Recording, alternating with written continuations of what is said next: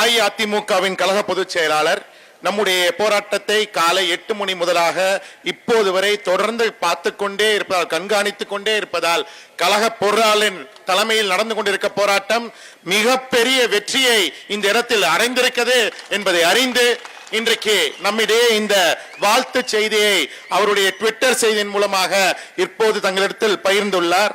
தற்போது அண்ணனுடைய வார்த்தைகளில், கள்ளர் சீரமைப்பு பள்ளிகள் மற்றும் விடுதிகளை உள்நோக்கத்தோடு முடக்க முயற்சிக்கும் விடியா திமுக அரசை கண்டித்தும், கள்ளர் சீரமைப்பு பள்ளி மற்றும் விடுதிகளை பள்ளி கல்வித்துறையோடு இணைக்கும் முயற்சியின் முதல் படியாக இணை இயக்குனர் கள்ளர் சீரமைப்பு அவர்களின் தனித்துவமான கட்டுப்பாட்டில் இயங்கி வந்த கள்ளர் சீரமைப்பு விடுதிகளை கள்ளர் சீரமைப்பு துறை நிர்வாகத்திலிருந்து விடுவித்து அதன் அதிகாரத்தை மழுங்கடிக்கும் வகையில் வெளியிடப்பட்ட விடியா அரசின் அரசாணை 40/2022 கைவிட வலியுறுத்தியும் அனைத்திந்திய அண்ணா திராவிட முன்னேற்ற கழகத்தின் சார்பில் மாபெரும் உண்ணாவிரத போராட்டம் இன்று மதுரை செக்கானூர் பகுதியில் 24/8/2024 அன்று நடைபெற்றது.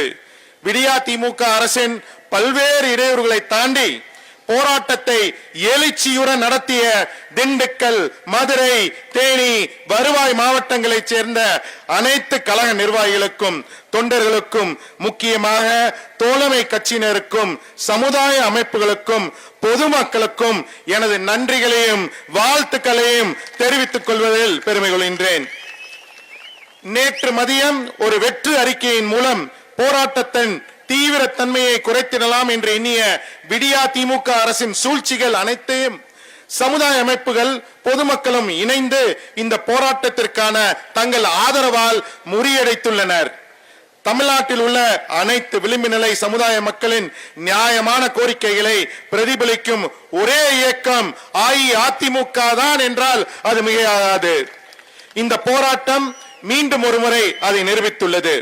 இந்த போராட்டத்தின் வலிமையை உணர்ந்து மிகவும் பிற்படுத்தப்பட்ட சீர்மரபினர் வகுப்பை சேர்ந்த கள்ளர் சமுதாயத்தின் வரலாற்று ரீதியான கல்வி அடையாளமான கள்ளர் சீரமைப்பு பள்ளிகள் மற்றும் விடுதிகளின் நிர்வாக அமைப்பில் மாற்றங்கள் கொண்டு வருவதற்கான எண்ணத்தை முழுவதுமாக கைவிடுமாறு விடியா திமுக முதல்வரை வலியுறுத்தி கேட்டுக்கொள்கின்றேன்.